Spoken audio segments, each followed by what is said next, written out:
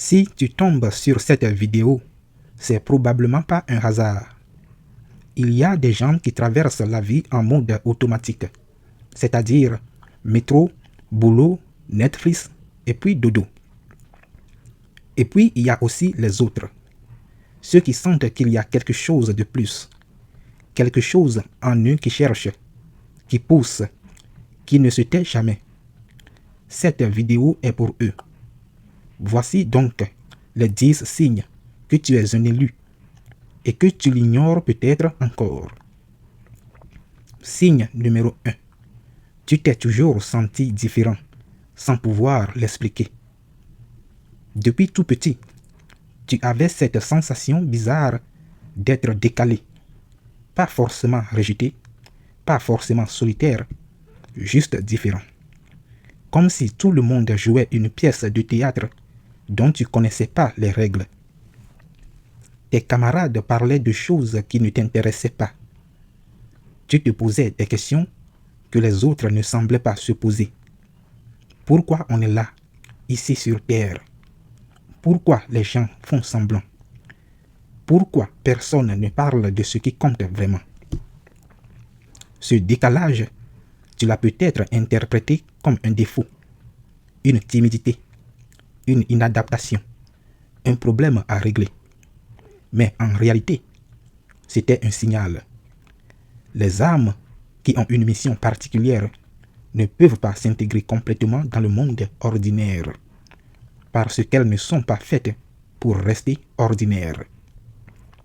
Est-ce que toi aussi tu as grandi avec cette sensation d'être un étranger dans ta propre vie?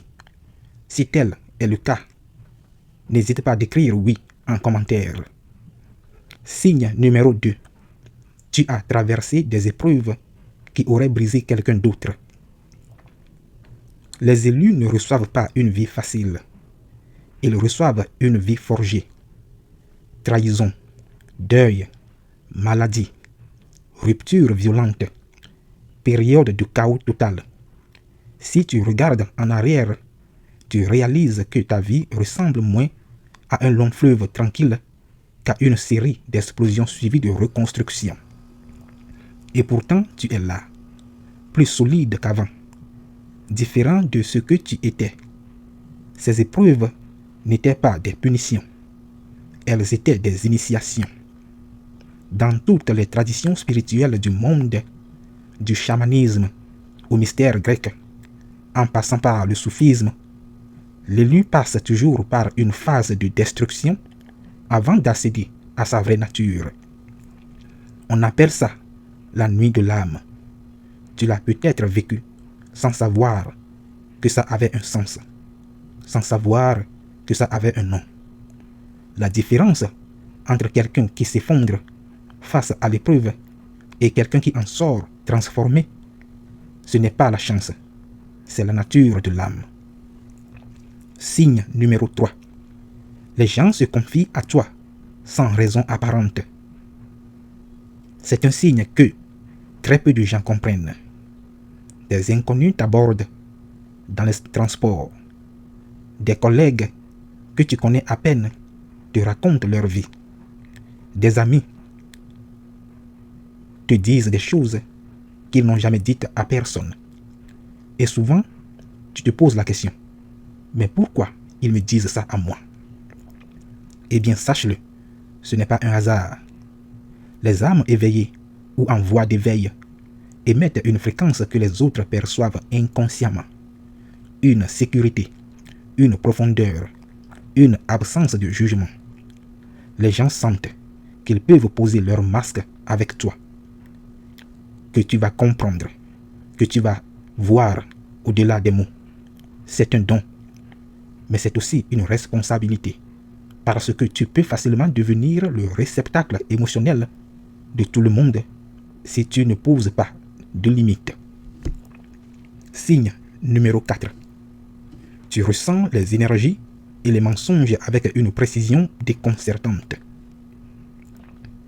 Tu entres dans une pièce et tu sais immédiatement si l'atmosphère est lourde ou légère. Tu rencontres quelqu'un qui dit exactement ce qu'il faut dire et pourtant, quelque chose en toi dit non. Méfie-toi. Et souvent, et très souvent, tu as raison. Ce n'est pas de la paranoïa, c'est de la perception subtile. Ton système nerveux capte des signaux que la majorité des gens filtrent ou ignorent. Micro-expression, variation de ton, incohérence entre les mots et le corps, changement d'énergie dans un espace. Les traditions l'appellent clairsentience, c'est-à-dire la capacité de ressentir ce qui est invisible. Mais le problème, c'est que dans une société qui valorise uniquement ce qui se voit et se mesure, tu as peut-être appris à douter de toi-même, à te dire « c'est dans ma tête ». Mais ce n'est pas dans la tête, ce n'est pas dans ta tête, c'est dans ton âme. Signe numéro 5. Tu ne peux pas vivre sans chercher un sens profond à tout. Le bonheur ordinaire ne te suffit pas. Un bon travail, une belle maison, des vacances au soleil, ce n'est pas que tu n'apprécies pas ça, c'est que ça ne remplit pas quelque chose en toi. Il y a une fin permanente, une quête, un pourquoi qui revient sans cesse. Pourquoi je suis là? Quel est mon rôle? Quel est le sens de ma vie? Est-ce que je vis vraiment? Ou est-ce que je joue un rôle? Qu'est-ce qui se passe vraiment dans cet univers? Les gens autour de toi trouvent peut-être ça épuisant ou excessif. Arrête de te prendre la tête. Profite de la vie, te disent-ils. Mais tu ne peux pas t'en empêcher. Et c'est exactement ça. C'est ça le signe. Les âmes ordinaires se sentent, ou se contentent, je veux dire, des réponses ordinaires. Mais les âmes élues ont une soif qui ne peut être étanchée que par la vérité. Signe numéro 6. Les synchronicités s'accumulent autour de toi de façon troublante. Tu penses à quelqu'un et il t'appelle. Tu cherches une réponse à une question intérieure et tu tombes par hasard sur exactement la bonne phrase dans un livre.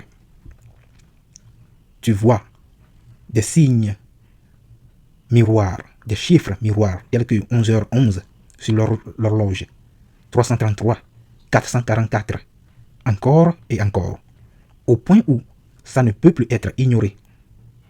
Des portes se ferment dans ta vie juste avant que tu découvres que c'était la mauvaise direction. Des rencontres se produisent au moment exact où tu en avais besoin. Carl Jung appelait ça la synchronicité, c'est-à-dire la coïncidence signifiante. Ce n'est pas de la superstition, c'est la façon dont l'univers communique avec ceux qui sont assez ouverts pour écouter.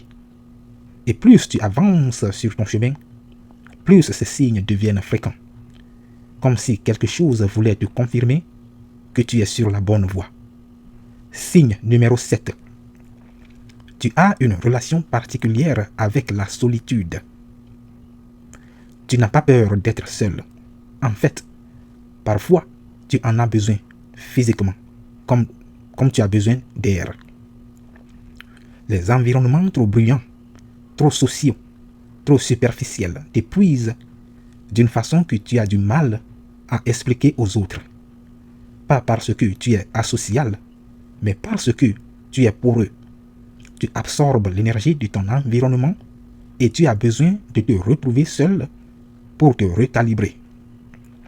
Dans la solitude, donc, tu penses mieux, tu ressens mieux, tu reçois des intuitions, des idées, des insights, comme le disent les anglophones, qui ne viennent jamais dans le bruit. C'est ton espace sacré. Et les âmes qui ont une mission ont toujours eu besoin de ce silence pour entendre leur propre voix. La différence entre la solitude de l'élu et la solitude de quelqu'un qui souffre, l'une nourrit, l'autre vide. Signe numéro 8. Tu as déjà vécu une expérience qui a tout changé en toi. Il y a un avant et un après dans ta vie. Peut-être une expérience de mort imminente. Peut-être une période de dépression si profonde que tu as touché quelque chose d'essentiel au fond. Peut-être une méditation, un rêve, une rencontre, un voyage, quelque chose que tu ne peux pas pleinement décrire avec des mots, mais qui a fondamentalement modifié ta perception de la réalité. Après ça, tu n'as plus pu voir le monde comme avant. Des choses qui comptaient énormément ne comptent plus du tout. Des vérités que tu faisais semblant d'ignorer sont devenues impossibles à nier. C'est ce qu'on appelle l'éveil. Non pas comme un état permanent de béatitude, mais comme un point de non-retour dans la conscience. Tu ne peux pas désapprendre ce que tu as vu. Signe numéro 9. Tu as une capacité naturelle à inspirer ou à transformer les gens autour de toi. Tu ne le fais pas exprès. Tu n'essaies pas de coacher ou d'enseigner ou de convaincre. Mais les gens changent après t'avoir parlé. Ils repartent avec une idée nouvelle, une idée plus claire, une perspective différente, une énergie qu'ils n'avaient pas en arrivant. On te dit souvent, ta façon de voir les choses est différente. Tu m'as ouvert les yeux sur quelque chose. Je ne sais pas pourquoi, mais après t'avoir parlé, je me sens mieux.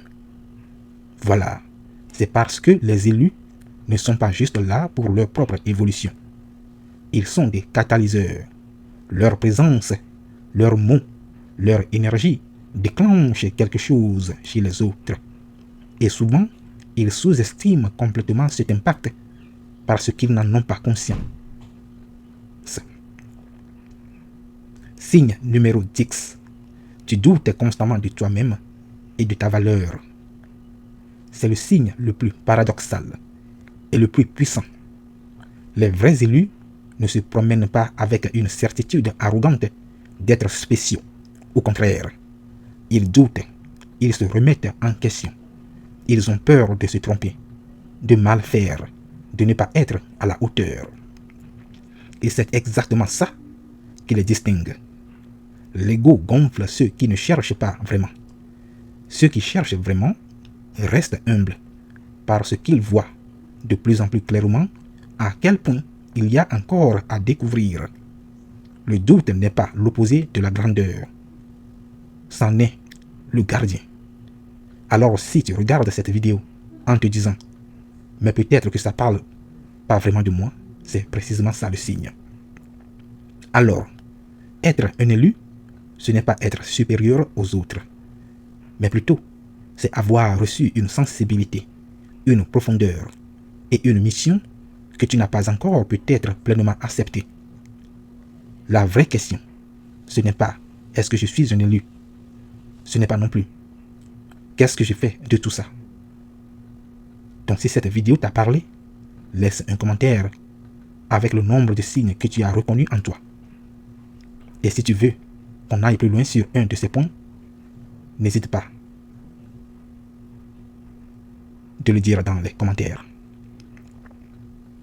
À bientôt.